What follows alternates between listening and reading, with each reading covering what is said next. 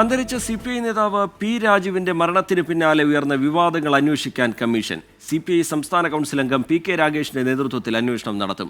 CPI Ernakulam ജില്ലാ എക്സിക്യൂട്ടീവിന്റേതാണ് തീരുമാനം.